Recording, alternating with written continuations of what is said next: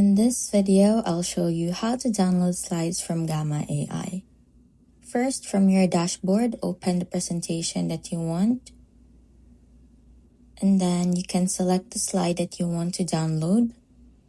For example, this one right here. So just hover over it, click the three dots, and then click the arrow down icon to export it. You'll see a few export options. So let's choose PPTX and just click it. And just like that, your slide is downloaded. Now you can also download multiple slides at once.